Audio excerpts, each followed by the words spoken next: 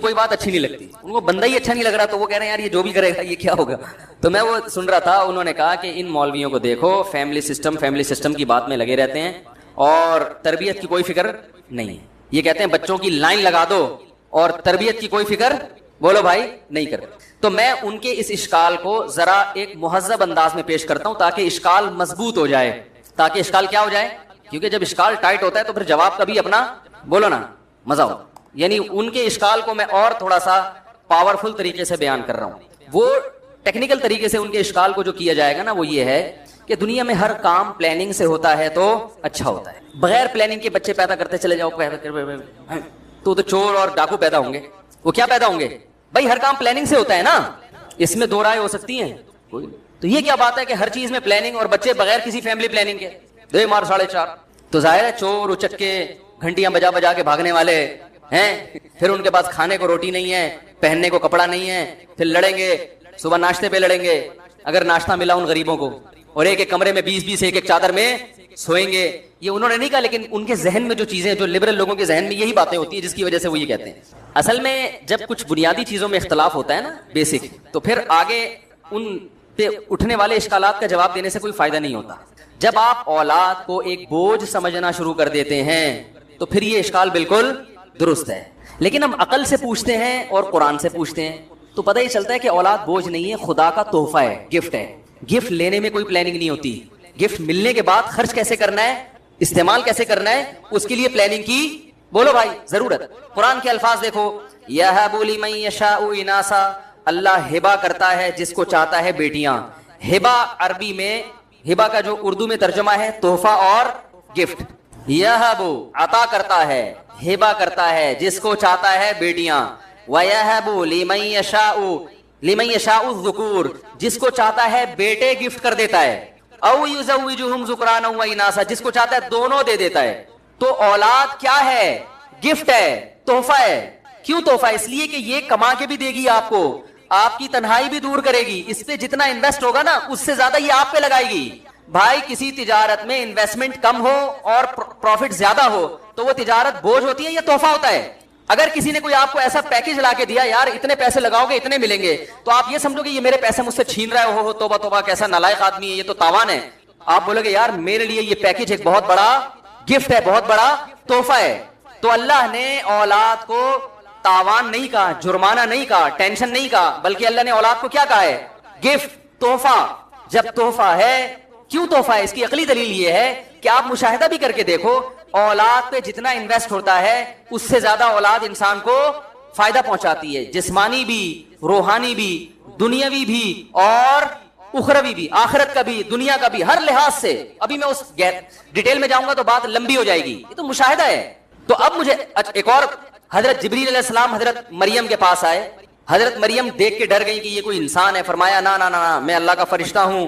لی اہب لکی غلاما زکیہ, آپ کو ایک بیٹا گفٹ کرنے کے لیے آیا ہوں. جہاں بھی اولاد کا لفظ آیا, یہ نہیں ہے کہ ایک مصیبت آپ کے کندھے پہ ڈل جائے گی جس کی وجہ سے آپ ٹینشن میں پڑ جائیں گے. حالانکہ وہ تو ٹینشن میں آ گئی تھی حضرت مریم, لیکن بھائی نتیجے کے لحاظ سے, انجام کے لحاظ سے یہ آپ کے لیے گفٹ ہی ثابت ہوگا.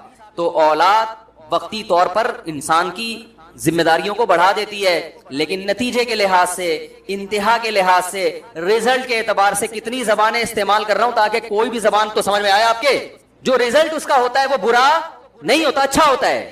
اللہ ماشاءاللہ کہیں کچھ الٹا ہو گیا, وہ تو ہر چیز میں, گاڑی خریدو تو تحفہ ہے نا, یہ وہ ٹھک بھی جاتی ہے, مار بھی دیتی ہے انسان کو. لیکن اب اس کا مطلب یہ تھوڑی کہ گاڑی ایک گفٹ نہیں ہے یا گاڑی ایک مصیبت ہے. ہاں نعمت ہے لیکن بن گئی مصیبت. وہ تو ہر چیز میں, آپ بندوق خریدتے ہیں, کسی نے آپ کو ایک بندوق گفٹ کر دی دشمنوں سے مقابلے کے لیے, بعض اب وہ چل کے خود بھی لگ جاتی ہے. تو ہر گفٹ میں اس بات کا احتمال ہوتا ہے کہ نقصان کا سبب بن جائے. تو اولاد بھی ایک گفٹ ہے, مگر کبھی کبھار بگڑ کے الٹا نقصان پہنچا دیتی ہے. اس کا یہ مطلب نہیں ہوتا کہ یہ تحفہ نہیں ہے.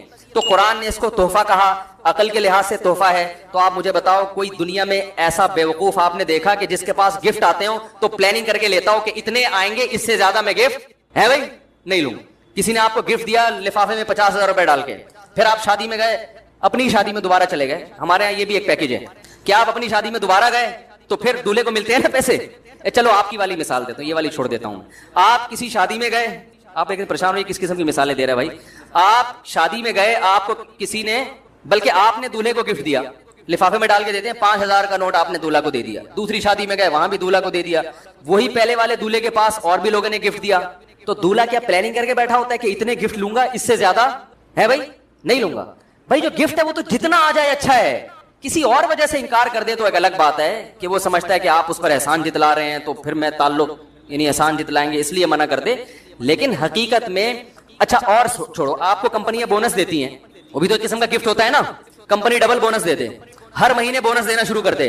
आप कहोगे इस बोनस की तो मैंने पहले से कोई प्लानिंग की भी नहीं है, आते चलो लाइन लगा दूं पैसों की, क्या है, क्या मैं गिफ्ट की लाइन लगवा दूं बगैर किसी प्लानिंग के, मेरे घर तोहफे आते रहे हैं और पैसे आते रहे? ये नहीं हो सकता भाई। भाईजान आप अगर अकलमंद होगे, आप कहोगे भाई जो नेमत है वो तो जितनी आ जाए आ जाए, आने के बाद उस नेमत का सही इस्तेमाल क्या है इसके लिए प्लानिंग करनी है।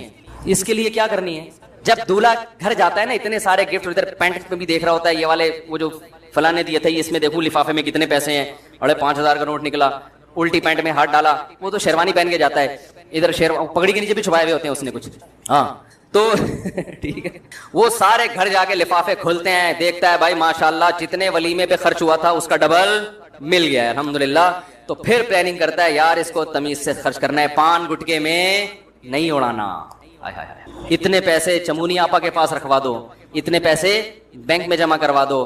भाई कोई चमूनी आपा ना हो यार, बयान सुन रही हूँ अल्लाह का वास्ता, वो बस मेरी बड़ी बहनी की तरह होंगी जो भी हैं, क्योंकि मैं तो कोशिश करता हूँ ऐसा नाम मार्केट में लेकर आऊँ जो चल नहीं रहा। हमारे जमाने में चमूनी आपा टाइप की औरतें हुआ करती थी, अब तो नहीं मिल रही, वही महल्ले में होती है ना बड़ी, जो सबका घरों में जाना, उनका ख्याल व्याल करना, मुखबरियां करना, हर महल्ले में कुछ 2-4 इस किस्म की खवातीन होती हैं, ठीक है ना।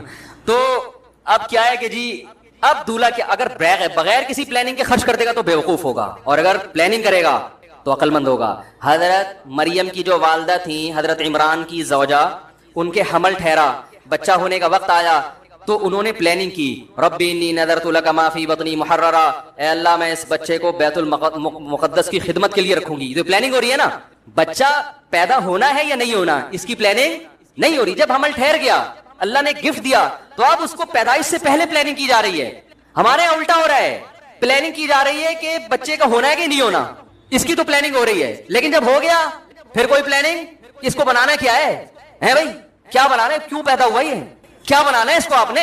इतनी भी प्लानिंग नहीं होती कि चलो डॉक्टर ना बनाओ, इंजीनियर ना बनाओ, प्रोफेसर ना बनाओ, इंसान का बच्चा तो बना दो, इसकी भी प्लानिंग नहीं होती। तो चोर डाकू उचक्के इसलिए पैदा नहीं होते कि बच्चे ज्यादा होते हैं, वो इसलिए डाकू बनते हैं कि पैदा होने के बाद वालिदैन की तरफ से कोई प्लानिंग नहीं होती। तो जिन वालिदैन का बच्चों की तरबियत की प्लानिंग का इरादा नहीं है, हम उनसे नहीं कहते कि आप बच्चे पैदा करें, हम कहते हैं ये नेमत उसी को मिलनी चाहिए जो उनकी तरबियत की प्लानिंग भी करे, और उसको ज्यादा मिलनी चाहिए। आप कह रहे नहीं हर एक को कम मिलनी चाहिए, इसका मतलब आप लोगों को अल्लाह की तरफ से जो गिफ्ट है, अता है, उससे महरूम करने का जरिया बन रहे हैं। काश कोई और जबान भी मुझे आती तो मैं उस जबान में भी आपको समझा देता। अल्लाह के बंदो, नस्ल मत रोको, बहुत नुकसानदेह, खुदा की कसम औलाद की कसरत, इससे बड़ी नेमत अगर कोई होती तो अल्लाह पैगंबरों को वो नेमत देता, औलाद वाली नेमत ना देता। इब्राहिम अलैहिस्सलाम को अल्लाह ने नवाजा, कुर्बानी अली अल्लाह ने कहा इब्राहिम तूने हर कुर्बानी में पूरा उतरा, अब मैं क्या करूंगा, पैसा दूंगा, ना ना ना, फरमाया कि जाइलुका लिन्नासी इमामा, तुझे लोगों का इमाम बना दूंगा। कैसे, तेरी औलाद में नबूवत जारी होगी, तुझे औलाद भी मिलेगी और बेटा मिलेगा याकूब, इसहाक, और इसहाक को भी बेटा मिलेगा याकूब। तो किस तरह नवाजा जा रहा है, औलाद देके। हजरत मरियम को कैसे नवाजा जा रहा है, बोलो भाई, औलाद देके। जकरिया अलैहिस्सलाम को कैसे नवाजा जा रहा है, औलाद देके बुढ़ापे में। आप कह सकते हैं उनके तो 1-1, 2-2 बच्चे थे, भाई इसलिए थे कि बुढ़ापे में हुए थे, बुढ़ापे में हुए थे, लेकिन उन 1-1, 2-2 के फिर दर्जनों हुए हैं। नहीं यारी बात, ठीक है ना। याकूब अलैहिस्सलाम के तो 11 तो कुरान ने जिक्र किए जो बेटे थे, आगे बेटियां कितनी थी वो इससे ज्यादा हैं, और फिर उनके पोते नवासे कितने थे, 90 अफराद थे याकूब अलैहिस्सलाम के, जब वो मिस्र से, जब वो शाम से हिजरत करके मिस्र गए हैं। और एक अजीब बात यह है कि ये कायनात बनी किसके लिए, इंसानों के लिए। दुनिया में कोई जानवर ऐसा जिसकी नस्ल रोकने की बात होती है? जिसके लिए कायनात बनी है उसको रोका जा रहा है, और जो इंसानों के लिए बने हैं, जो इस मकसूद कायनात नहीं है, वो दे मार 4.5, उनको तो टीके लगा लगा के अंडे निकाले जा रहे हैं। ये जो फार्मी मुर्गी अंडे दे रही है, ये गन पॉइंट पे दे रही है। हकीकत बता दूं, आप इसका अपना इरादा इतने अंडे देने का, बोलो भाई, नहीं होता। ये कह रही क्या मजाक है मेरे साथ, यार अभी तो कल ही तो अंडा दिया, इतना बड़ा अंडा दिया है, अभी दोबारा पूरे 24 घंटे तो होने दो। लेकिन ये अंडा नहीं देगी तो पोल्ट्री फार्म वाला बोलेगा भाई मेरी दुकान कैसे चलेगी, तेरे बाप को भी अंडा देना है। ایسی ایسی ویکسینیشن ہو رہی ہے کہ وہ اور اتنے بڑے بڑے انڈے دے رہی ہے. تو ہر چیز کی نسل کو بڑھایا جا رہا ہے. تو جو مقصود کائنات ہے وہ تو اصل ہے, اور رزق کی کمی نہیں ہوگی. اس لیے کہ اس کے بارے میں جو کیلکولیشن ہے نا, جو صحیح کیلکولیشن ہے, جو یورپ اور امریکہ کے جو ماہرین کی کیلکولیشن ہے, وہ کیلکولیشن یہ ہے کہ آبادی بڑھنے کی جو اسپیڈ ہے, وسائل بڑھنے کی اسپیڈ اس سے کئی گنا زیادہ ہے. ہماری کتابوں میں غلط کیلکولیشن بتائی جا رہی ہے ہمیں بیوقوف بنانے کے لیے. سمجھ رہے ہو کہ نہیں سمجھ رہے؟ کیونکہ دیکھو جب گھر میں مہمان آتے ہیں, آپ جب کھانا پکاتے ہو تو 10 افراد اگر آئیں گے تو کھانا 10 کا بناتے ہو یا 15 کا بناتے ہو؟ احتیاطاً زیادہ کا بناتے ہو. آپ میں تو اتنی سینس ہے, جو پیدا کرنے والا خدا ہے معاذ اللہ, اس میں اتنی سینس نہیں ہے کیا کہ میں جتنے پیدا کر رہا ہوں اس سے زیادہ وسائل زمین میں رکھوں؟ اگر یہ خود بخود پیدا ہو رہے ہیں پھر تو آپ کو ضرورت, پھر تو ٹھیک ہے. لیکن اگر یہ خود پیدا نہیں ہو رہے بلکہ ان کو کوئی پیدا کر رہا ہے, اگر آپ خدا کے وجود ہی کے منکر ہیں, آپ یہ سمجھتے ہو سب کچھ اتفاق سے ہو رہا ہے, پھر جو چاہے آپ کیلکولیشن لا کے بیوقوف بنا دے لوگوں کو. لیکن اگر ہم مومن ہیں, ہم مسلم ہیں, ہم تو مسلمانوں کی بات کر رہے ہیں بھائی, ہم کافروں کو تھوڑی کہہ رہے ہیں نسل بڑھانے کو. تو پھر یہ پیدا ہوتے نہیں ہے بلکہ پیدا کیا جاتا ہے, اور جو کرتا ہے وہ ان کی ضرورتوں سے واقف ہے. ضرورت سے واقف نہ ہوتا تو پیدا ہوتے ہی ماں کی چھاتیوں میں دودھ نہ پیدا کرتا. اور یہ بھی ذہن میں رکھو, یہ کہتے ہیں اتنے بچے کی تربیت نہیں ہو سکتی, یہ جب تھا کہ جب اکٹھے 10-20 پیدا ہو جاتے, ایسا نہیں ہوتا. ایک بچہ پیدا ہوتا ہے تو قدرت کی طرف سے ٹائم ہوتا ہے, وہ دوبارہ نہیں پیدا ہو سکتا. 1.5 سال 2 سال 3 سال 4 سال یہ خدا کی طرف سے خود بخود اس میں فاصلہ ہو جاتا ہے. یہ آپ کے اختیار میں نہیں ہے, یہ خود بخود ہوتا ہے. تو یہ فیصلہ اللہ کرتا ہے کہ کتنے دینے اس کو. آپ اگر کرو گے تو یہ قدرت کے فیصلوں میں ٹانگ اڑانے والی بات ہوگی, جس سے آپ کو انفرادی سطح پہ بھی نقصان ہوگا اور قدرت آپ سے اجتماعی سطح پہ بھی انتقام لے گی. تو جو کہتے ہیں نا 10 بچے ہائے کیسے پل رہے ہوں گے, بھائی ان کے 10 بچے ہیں تو پہلا بڑا ہو کے بالغ ہو کے, بھائی جب 10واں آیا تھا تو پہلا بڑا ہو کے بالغ ہو کے وہ بہت سے کاموں میں ہاتھ بٹا رہا ہے. لوگ کہتے ہیں برساتی مینڈکوں کی طرح بچے پیدا ہو رہے ہیں. برساتی مینڈک ٹر ٹر ٹر کرتے ہوئے اکٹھے ہوتے ہیں, صحیح ہے نا. بچے اکٹھے نہیں ہو جاتے, زیادہ زیادہ ٹوئنس ہو جاتے ہیں, 2 ہو جاتے ہیں, اس سے زیادہ نہیں ہو سکتے. ہوتے ہیں وہ گینز بک آف ورلڈ میں, پھر وہ ایسے ہیں 5 بھی اکٹھے ہو گئے تو, لیکن ہوتا نہیں ہے ایسے. تو وہ قدرت کی طرف سے خود بخود ہے. تو یہ سارے ایک نیچرل چیزیں ہیں, قدرتی چیزیں ہیں. ان میں ان لبرل لوگوں کے دلائل سے متاثر ہو کر اپنے خاندان کو تباہ و برباد نہ کرو. بڑھاپے میں یہ بیچارے لبرل لوگوں کی زندگی جا کے دیکھو, میں نے تو دیکھی ہے. بڑے پڑھے لکھے ہوتے ہیں, بہت پڑھے لکھے, اپنا بڑھاپا میرے سامنے آ کے شیئر کرتے ہیں, جو میں آپ کے سامنے کیا بتاؤں. بتا رہے ہوتے ہیں کہ ہم پار یہ ڈگری یہ بھی ڈگری یہ بھی ڈگری. بچے ایک آدھی تھے جو بڑی تربیت یافتہ PhD کروا دیا, لیکن ایک امریکہ میں ایک لندن میں بیٹھا ہوا ہے, میں اکیلا یہاں دیواریں میں ڈگریاں دیکھ دیکھ کے خوش ہو رہا ہوں. یہ نیچرل خوشیاں ہیں, بچوں کی شادیاں. ہمیں تو ہم کہتے ہیں بھائی یہ جو عید بقرعید کا مزہ ہے یہ تو اسی گھر میں جس گھر میں بچے ہوں. بچے ہوتے ہیں تو خدا کی قسم گائے لانے کا بھی مزہ آتا ہے, دمبے لانے کا بھی مزہ آتا ہے. کیا خیال ہے, بچوں کو لے کے جاؤ سوراب گوٹ, مزہ نہ آئے پیسے واپس. ان کی آپس کی باتیں دیکھو کیسی ٹائٹ ہوتی ہیں. تو تمہیں گورے خود بیچارہ تباہ ہو گیا, اس کے پاس ہدایت نہیں ہے, وہ خود بھی تباہ ہو رہا ہے. یہ لبرل لوگ تمہیں بھی کیا کر رہے ہیں, تباہ کر رہے ہیں. تمہیں مولوی سیدھا راستہ بتائے گا جو قرآن و سنت کی روشنی میں ہے. تو یہ سمجھ میں آ گیا, اولاد یہ پینلٹی نہیں ہے کہ آپ گناہوں کی سزا تھی کہ آپ کے یہاں بچہ پیدا ہو گیا. یہ قدرت کا کیا ہے, تحفہ یہب, گفٹ دے گا تمہیں, ہبا کر رہا ہے. کہاں سے کہاں بات چلے گی بھائی, جلدی سے بتاؤ, بس بات کو سمیٹ کے ختم کروں میں. تو میں یہ کر رہا تھا میرے بھائی کہ ماں باپ ملتے ہیں, بتاتے ہیں ہمارا بچہ ڈاکٹر بن رہا ہے, ہمارا بچہ یہ, تو بڑے خوش ہوتے ہیں, میں بھی دعائیں دیتا ہوں. لیکن میرے بھائی یہ فخر کی چیزیں نہیں ہیں. اگر آپ کا بچہ ڈاکٹر بن رہا ہے اچھا والا, ابا اما سے بات کی ہے, شادی کی, تو ابا کہہ رہے ہیں education complete, actually education complete ہو جائے تو ہم آپ کی شادی اس سے کر دیں گے. لڑکے نے اپنے ابا اما سے بات کی, ابا اما نے کہا ہمیں آپ کی شادی پہ کوئی اعتراض نہیں ہے, ایکچولی پہلے آپ کی ایجوکیشن کمپلیٹ ہو جائے پھر ہم آپ کی شادی کر دیں گے. تو بھائی اگر آپ یہاں بھی مولویوں کے چکر میں پڑو گے تو مولوی قرآن کا ریفرنس دے گا کہ ان یکونوا فقراء یغنیہم اللہ من فضلہ. نکاح کے بعد سب سے بڑا مسئلہ مالی معاشی کھڑا ہوتا ہے. پیسہ تو, ایجوکیشن تو بات کی چیز ہے. تو قرآن کہہ رہا ہے اپنی اولادوں کا نکاح کرا دیا کرو, اگر یہ فقیر ہوں گے اللہ اپنے فضل سے ان کو غنی کر دے گا. بات نہیں آ رہی میرے خیال ہے کھوپڑی شریف میں. لیکن جو کام شیطان نے کیا تھا وہی کام آج کل ماشاءاللہ پیرنٹس جو یہاں بیٹھے ہوئے ہیں ان کے علاوہ کی بات کر رہا ہوں, وہ کر رہے ہیں. سمجھ آ رہی بات, وہ ان کے علاوہ سب یہی کر رہے ہیں. جو بیان سنیں گے یا جو ابھی بیٹھے ہوئے ہیں ان کے علاوہ سب کیا کر رہے ہیں, وہ یہی کر رہے ہیں. ایکچولی بیٹا پہلے یہ تو ہو جاؤ, پہلے یوں تو ہو جاؤ بیٹا, پھر جب زنا میں پڑتا ہے, لڑکیوں سے دوستیاں, لڑکیوں کی عمریں, کتنے لوگ اپنے دکھڑے سنا کے گئے ہیں. ہم نے بچی کو میڈیکل سائنس میں ایڈمیشن دلایا, بچی 9 عمر تھی, رشتے آ رہے تھے, جب پڑھائی مکمل کی ہے, میڈیکل سائنس کی ایجوکیشن بھی کوئی آسان نہیں ہے, وہ ویسے ہی بیڑا غرق کر دیتی ہے. میں یہ نہیں کہہ رہا کہ پڑھے نہیں آپ, بیڑا غرق, وہ پھر بیڑا صحیح بھی ہو جاتا ہے جب آپ دوبارہ پڑھائی چھوڑتے ہیں. تو جب آپ ڈاکٹر بنیں گے تو پھر تو جب سرنج لے کے, سوری استغفر اللہ, یعنی میں کہہ رہا تھا لگانے کے بجائے میں کہہ رہا تھا نچوڑنا شروع کریں گے, لیکن وہ تو لگا رہے ہوتے ہیں, نچوڑ نہیں رہے ہوتے. بعض دفعہ لے رہے ہوتے ہیں, وہ نکال رہے ہوتے ہیں, لیکن اللہ کا شکر ہے ابھی بھی لگا زیادہ رہے ہوتے ہیں, نچوڑ کم رہے ہوتے ہیں. تو کتنے لوگ ہیں بھائی, کیا جب لڑکی کی عمر کم ہوتی ہے اس میں ایک اٹریکشن ہوتی ہے. لڑکا لڑکی میں سب سے پہلے اس میں اٹریکشن دیکھتا ہے, ایجوکیشن کو سیکنڈری رکھتا ہے. آپ مجھے بتاؤ, یہ باتیں میں کرتا ہوں, لوگ کہتے ہیں یہ مولوی صاحب دیکھو کیسی الٹی الٹی باتیں کر رہے ہیں, جو گراؤنڈ ریئلٹی وہ بتا رہا ہوں. آپ کے پاس کوئی بہت بڑی ایجوکیٹڈ لڑکی ڈاکٹر, اور یوں سمجھے کہ ابھی اس کو نوبل پرائز ملنے والا ہے, آگے میں اس کے حسن کا نقشہ نہیں کھینچتا آپ کے سامنے, اندھیرے میں نظر نہیں آتی وہ, ٹھیک ہے نا, اتنی بلیک, اور وزن اس کا اتنا ہو گیا ہے. ایک مثال دے رہا ہوں میں, ایسا ہوتا نہیں ہے, بالکل آپ کو اس میں کوئی جو نسوانی حسن ہے وہ نظر ہی نہیں آتا. آپ کرو گے شادی؟ جب آپ نہیں کرو گے, یا جتنے بیٹھے ہوئے ہیں نا, میرا خیال ہے کوئی ایک بھی نہیں کرے گا. ویسے تو یوٹیوب پہ کلپ بنا رہے ہوں گے, ایکچولی ہمیں ایسی لڑکیوں سے شادی کرنی چاہیے جن کو سوسائٹی میں کوئی لفٹ نہیں کرا رہا ہے, ایکچولی ٹوپی ڈرامے بہت ہو جائیں گے, تو کرنا. پھر یہ انسان کی نیچر ہے, نیچر کو تھوڑی چینج 2-4 آدمی چینج کر لیں گے, میجورٹی تھوڑی کرے گی. لڑکی جب کم عمر ہوتی ہے بھائی, بدصورت بھی ہونا, اس میں ایک اٹریکشن ہوتی ہے, نسوانیت ہوتی ہے, مرد اس کی طرف جائے گا. لیکن جہاں ایج زیادہ ہونا شروع ہو گئی تو کچھ تو بہت ہوتی ہے, ٹھیک ہے, جو وہ 60-70 سال تک بھی فٹ رہتی ہیں, میجورٹی ایسی نہیں ہوتی. اس میں اٹریکشن ختم ہونا شروع, اٹریکشن کی جگہ ایجوکیشن آ جاتی ہے.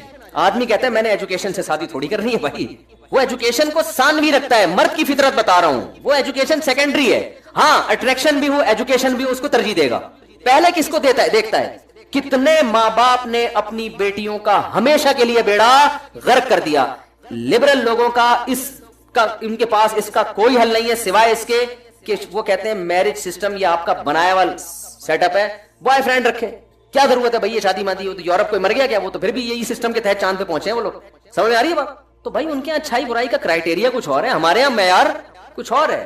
ہمارے یہاں پہلے عقیدہ توحید ہے, پھر عقیدہ رسالت ہے, پھر جناب ہم تقدیر پر ایمان بھی رکھتے ہیں, پھر ہم سمجھتے ہیں اللہ ہے جو روزی دیتا ہے روزی چھینتا ہے, پھر ہم شراب کو حرام سمجھتے ہیں, پھر ہم نماز کی پابندی کو فرض سمجھتے ہیں, رمضان کے روزوں کو فرض سمجھتے ہیں, رشتہ داری جوڑنے کو فرض سمجھتے ہیں. یہ ساری ٹینشنیں تو ہمارے ہیں, ان کے یہاں تھوڑی ہے. ہمارے اچھا بننے کے لیے بہت سارے پاپڑ بیلنے پڑتے ہیں. گوروں کے اچھا بننے کے لیے بات کرنے سے پہلے تھینک یو, بات کرنے کے آخر میں تھینک یو, اور پیسوں کا لین دین بس صاف رکھو, ٹیکس ٹائم پہ دیا کرو, یہ جنت الفردوس میں جائے گا. ہمارے یہاں تو بڑی لمبی چوڑی فہرست ہے نا اچھا بننے کے لیے. نماز بھی ہے, فجر میں اٹھنا پڑے گا, پھر جناب سردیوں میں وضو کرنا پڑے گا, رمضان کے روزے, اور بڑے پھر حج بھی ہے سال میں ایک دفعہ, پھر زکاتیں بھی ہیں, پھر قربانی بھی ہے, پھر جو ہے نا وہ بیوی کے ساری زندگی کے خرچے اٹھانے, پھر بچوں کے خرچے اٹھانا. بہت بہت بڑا مسئلہ ہے ہمارے یہاں, اچھا بننا آسان نہیں ہے. تو یا تو وہ بن جاؤ یا کیا بن جاؤ, یہ والا سسٹم لے لو, دونوں میں آدھی ٹانگ ادھر, ایک ٹانگ ادھر ایک ٹانگ ادھر, یہ دنیا. تو وہ انہوں نے بتایا کہ بھائی وہ ایک بچہ جو تھا نا انگریزوں میں, اسے کیا ہوا ہے کہ وہ سائیکل لے کے گھر کے گرد گول گول چکر لگانا کمرے میں شروع کر دیا اس نے سائیکل. اب ماں باپ نے کبھی اس کو اس طرح دیکھا نہیں تھا کہ کبھی اس نے اس طرح سے سائیکل چلائی ہو. تو اس کے والدین آئے, انہوں نے سمجھایا کہ بیٹا یہ کیا ہو گیا, بیٹھے بیٹھے چکر لگا رہے ہو, غلط ہے, چکر آئیں گے گر جاؤ. بیٹے کو سمجھ میں نہیں آیا. اب انگریز آپ کو پتا ہے ہر چیز میں ریسرچ کرتا ہے. ماں باپ پریشان ہوئے کہ یار ایسا کبھی اس نے کیا نہیں ہے, کوئی مسئلہ ہے بھائی, ڈاکٹر کو فون کیا جائے. نفسیاتی ڈاکٹر آیا, بچے کی پوری ہسٹری پڑھی اس نے, اس کا ریزلٹ جو اسکولوں میں کیا کارکردگی رہی ہے, کوئی مسئلہ تو نہیں ہے بھائی. پورے سال کی رپورٹیں پڑھی, پوری رپورٹوں کے بعد اس نے کہا کہ بھائی ایسا ابھی تک کوئی ایب نارملٹی والا کیس سامنے آیا نہیں ہے. پھر کیا مسئلہ ہے اس کے ساتھ, گھومے جا رہا ہے. بچے کو 2-3 دفعہ سمجھایا, پھر بھی بچہ نہیں رکا, پھر بھی گھومے جا رہا ہے. پھر اپنے سے بڑے ڈاکٹر کو فون کیا اس نے کہ بھائی یہ کیس میری سمجھ میں آنے والا, بولو بھائی نہیں. تو بڑے بڑے ڈاکٹر آ گئے, ہے تو لطیفہ لیکن ظاہر ہے کچھ فرضی واقعات بھی ہوتے ہیں, مگر ان سے جو سبق دیا جا رہا ہوتا ہے نا وہ سبق درست ہوتا ہے. وہ بڑے بڑے ڈاکٹر آ گئے, وہ لکھ رہے ہیں بھائی یہ کیا مسئلہ ہے اس بچے کے ساتھ, اس کی پوری ہسٹری پڑھ رہے ہیں. ماں پہ ریسرچ شروع ہو گئی کہ ان کے ددیال ننیال میں کوئی دماغی مریض تو نہیں گزرا. بارہ ڈاکٹر لوگ عاجز آ گئے. محلے میں قریب میں ایک پٹھان قاری صاحب رہتے تھے, ان کو پتا چلا, وہ آئے, ایک تھپڑ لگایا بچے کو رکھ کے, بولے انسان کا بچہ بن بیٹھ جا آرام سے. بچہ ایک دم سائیکل روک کے آرام سے بیٹھا وغیرہ, سوری قاری صاحب. دیکھو کتنا آسان کیس تھا, اس بچے کو ایک زوردار جھانپڑ کی ضرورت تھی. تو ہم پاکستان میں اکثر نفسیاتی کیس اس طریقے سے کیا کر لیتے ہیں. میرے پاس کالز آتی ہیں امریکہ سے کہ بھائی بچہ یوں ہے, وہ اصل میں ایکچولی بچہ صبح صبح اٹھ کے پتہ نہیں عجیب عجیب سی آوازیں نکالتا ہے ہیں اس طرح کے ہوتے ہیں کیسز. بچہ یہ کرتا ہے اسکول میں. میں ان سے کہتا ہوں بھائی 2-3 طبیعت سے چماٹ لگا. ہمارے ہاں یاد رکھو یہ گراؤنڈ ریئلٹی کی بات کر رہا ہوں, ہمارے ملکوں میں غربت مہنگائی سب کے باوجود بچوں میں نفسیاتی بیماریاں کا ریشو 0 یعنی 0.001% ہوگا. یہ حقیقت پر مبنی بات بتا رہا ہوں آپ. ہمارے ہاں بچوں میں نفسیاتی بیماریوں کا ریشو لاکھوں میں 1 ہے, لیکن ان ملکوں میں بچوں میں نفسیاتی بیماریوں کا ریشو بہت زیادہ ہے, کیونکہ سختی کی بالکل اجازت نہیں ہے. بچے کو آپ نے جب گائیڈ کرنے چھوڑ دیا اور محبت سے ہی سمجھا رہے ہر چیز, بچے میں اتنی عقل تھوڑی ہوتی کہ دلائل سے بات سمجھے. اسے تو روب سے اس کے دماغ میں یہ بٹھانا پڑتا ہے کہ غلط کام ہے. اپنی باتیں بتانی نہیں چاہیے, لیکن ایسے واقعات جن سے لوگوں کو فائدہ ہو, میرا خیال ہے ان سے کو شیئر کرنے میں کوئی حرج نہیں ہے. مجھے یاد ہے میرے ایک بچی تھی 5-6 سال کی, اس نے کہیں پرس سے 5 روپے نکال لیے. پرانی بات ہے 4-5 سال پرانی, ویسے ہی نکال لیے کچھ لینے کے لیے. اس پہ میں نے اسے معاف نہیں کیا. میں نے زندگی میں پہلی دفعہ کسی بچے پہ ہاتھ اٹھایا ہوگا, اور میں نے اس کو 2 تھپڑ بہت زور سے لگائے. بعد میں پھر تلافی بھی کی, اس کو دکان لے گئے, چیزیں دلائیں, گھمانے پھرانے. تلافی کرنی چاہیے. جب بھی آپ اینٹی بایوٹک دیتے ہیں تو پھر ڈاکٹر طاقت کی بھی کچھ دوا دیتا ہے نا, کہ بھائی اس کے جو سائیڈ افیکٹ ہیں اس کی کیا ہو. بغاوت جب پھیلتی ہے جب آپ سختی کریں اور پھر محبت سے اس کی تلافی نہ کریں. یہ کیوں کیا؟ اس لیے کہ اس کے لاشعور میں یہ بٹھا دیا جائے کہ یہ معمولی جرم, بولو بھائی, نہیں ہے, یہ معمولی جرم. اس کے بعد سے اب تک الحمدللہ جتنے مرضی پیسے میرے پڑے ہوئے ہوں میز پہ, مجھے یہ اطمینان ہوتا ہے کوئی بچہ اسے ہاتھ, کیونکہ یہ خبر پھر تمام بچوں میں پھیل گئی. بات آ رہی ہے سمجھ میں؟ انگریز کے پاس یہ آپشن نہیں, تو لاشعور میں بیٹھ جاتی ہے ہمیشہ کے لیے کہ بھئی یہ, حالانکہ وہ 5 روپے کی کیا اوقات ہے, لیکن یہ جتنے بڑے بڑے چور ہیں میرے بھائی, یہ 5 روپے سے ہی بنتے ہیں چور. تو اب اس موقع پر اگر میں دلائل سے بات سمجھاتا, سمجھ میں آنے کا امکان بھی تھا اور یہ بھی امکان تھا کہ سمجھ میں نہ آتا, دونوں چیزیں. تو یہ اتنا بڑا جرم ہے کہ اس میں ہم دوسرا آپشن, اس کا رسک نہیں لے سکتے ہم. سمجھ میں آ رہی ہے بات؟ یہ رسک نہیں لے سکتے ہم. جو تھپڑ کے سائیڈ افیکٹ ہیں ان کی تلافی ہو سکتی ہے, یہاں نرمی کے جو سائیڈ افیکٹ ہیں ان کی, اگر وہ خود سے قدرت نے پورے نہ کیے, ان کی تلافی بہت مشکل ہے. پھر تو بہت سی نفسیاتی بیماریوں کا علاج کیا ہوتا ہے بھائی. میں نہیں کہہ رہا بلا وجہ بچوں کو تھپڑ مارنا شروع کر دیں, بچوں کو پہ ہاتھ اٹھانا بہت ہی بری حرکت ہے, بہت بری حرکت ہے. بچوں بگڑتے بھی ہے اس سے زیادہ. جو کام محبت سے ہوتا ہے وہ سختی سے نہیں ہوتا, لیکن بعض دفعہ سختی کرنی پڑتی ہے. بچہ کہیں چوری کرے, اسی طرح یاد رکھو بچہ اپنے بڑوں میں سے کسی سے بدتمیزی کرے, یہ قابل معافی جرم نہیں ہے. آپ کے اس سے کیا ہو گیا اگر اس نے بدتمیزی سے بات کر لی ابا سے یا اماں سے یا چاچا سے یا ماموں سے یا خالہ سے, تو کیا ہو گیا؟ وہ کوئی فرشتے ہیں کیا, ان سے غلطی نہیں ہو سکتی؟ اصل میں بچے کو تربیت کی ضرورت ہے, اور تربیت کون کرتا ہے؟ بڑے. اگر اس کے دل میں بڑے کا احترام نکل گیا, تربیت کا آپشن ختم. اور احترام نکلتا کیسے ہے؟ بدتمیزی سے. بھائی جان جب وہ بڑے سے بدتمیزی سے بات کرے گا تو احترام رہے گا اس کے دل میں. مجھے ایک بات بتاؤ, پولیس آفیسر آپ کے پاس آتا ہے اور آپ اس سے بدتمیزی سے بات کرتے ہو, تو اس کا مطلب آپ کے دل سے پولیس کا احترام ختم. تو آپ کے پاس پیٹھ پیچھے جو مرضی کہتے رہو, اس کے سامنے آپ کے پاس تمیز سے بات کرنے کے علاوہ کوئی اور آپشن نہیں ہوتا, کوئی آپشن نہیں ہوتا آپ کے پاس. تو جو بھی بڑے ہیں خاندان کے, اگر آپ اپنے بچوں کو انسان کا بچہ بنانا چاہتے ہیں تو آپ ان سے یہ کہیں کہ بھائی جو بڑے ہیں نا, غلط ہو صحیح ہو, یہ ہمارا مسئلہ ہے, یہ آپ کا مسئلہ نہیں. آپ کے ساتھ اگر ظلم ہو تو بیٹا آپ نے تمیز سے آ کے کمپلین کروا دینی ہے, ٹھیک ہے نا, بس. اس سے زیادہ آپ کے پاس کوئی دوسرا آپشن نہیں. اسی طرح بچہ اگر علماء کے لیے بدتمیزی کے الفاظ استعمال کرتا ہے تو بھی یہ بہت بڑا جرم ہے, کیونکہ ایک دفعہ علماء کے خلاف بولنا سیکھ گیا, ساری زندگی مذہب سے محبت نہیں کرے گا. کسی عالم کا بیان, کسی عالم کی تقریر اس پہ اثر نہیں کرے گی, وہ ہر وقت اس میں بیٹھ کے کیڑے نکالتا رہے گا. ہر وقت کیا کرے گا؟ اس لیے میں کہتا ہوں اپنے بچوں کو انجینئر سے بولو بھائی بچائیں. ایک دفعہ بدتمیز بن گیا نا وہ, یہ فلانے مولوی ایسے, فلانے ایسے, فلانے بزرگ ایسے, بزرگ سب زندہ لاشیں ہیں, یہ ڈائلگ بچے نے سیکھ لیے, وہ انجینئر کا بھی نہیں رہے گا. صحیح ہے نا. چلو وہ ایک نیا فرقہ لاتا تو ہم کہتے, نیا فرقہ لایا ہے تو ہم کہتے اسی کے پیچھے چلے, تو وہ اس کے پیچھے بھی نہیں چلے گا, کل اس میں بھی کیڑے نکالے گا وہ. تو یہ ایک مزاج بنتا ہے. تو یہ جرائم قابل معافی نہیں ہوتے. تو چوری نہ کرنے دیں اس کو, بڑوں سے بدتمیزی نہ کرنے دیں. باقی سب چیزیں ایسی ہیں جن کا علاج ہو جاتا ہے, سب سیٹنگ پہ آ جاتی ہیں چیزیں, سمجھ رہے ہیں. ایک صاحب تھے, ان کا بچہ سست بہت تھا, 1 گھنٹہ لگاتا تھا صبح اٹھ کے لیٹرین جانے میں, اور وہاں جا کے پھر پولیس بلوانی پڑتی تھی کہ باہر آ جا, کیا کر لے بھائی, باہر آ جا. تو وہ بھی پریشان اپنے بچے کے بارے میں. تو میرے پاس آئے, میں نے کہا محبت سے سمجھائیں, یہ کریں. جب نہیں آئی نا سمجھ میں, تو میں نے ان سے کہا کہ دیکھیں, ہم جہاں پڑھا کرتے تھے مدرسے میں, وہاں قریب میں ایک بیکری تھی. ان واقعات سے یہ قرآن و حدیث ہی کو میں, یہ تو قرآن و سنت ہی کا حکم ہے نا. تربیت کیسے کرنی ہے یہ تو پھر اپنے عرف کو دیکھ کے بتایا جائے گا نا. تو ہمارے پڑوس میں ایک بیکری کی دکان تھی, کچھ لوگوں نے کھولی, پنجاب سے فیملی آئی تھی تو انہوں نے, وہ بڑا اچھا بزنس کر رہے تھے, تو انہوں نے اپنے بیٹے کو بھی بلا لیا کہ بھائی تم بھی آ جاؤ دکان پہ, ہمارے ساتھ کیا کرو, کاروبار میں ہاتھ بٹاؤ. اب وہ بیٹے کی عمر ہوگی میرا خیال ہے 18-20 سال. تو مجھے یاد ہے وہ پنجابی فیملی تھی, اور آپ کو پتا ہے پنجاب کے لوگ بزنس میں بڑی جان لگاتے ہیں, ایسے سستی برداشت نہیں کرتے وہ لوگ. تو وہ جو نیا آیا نا پنجاب سے, ہم جا کے کہہ رہے ہیں بھائی کیک رس دے دیں آدھا کلو یا 1 پاؤ, وہ جا رہا ہے شیشے کھول رہا ہے, پھر یوں کر کے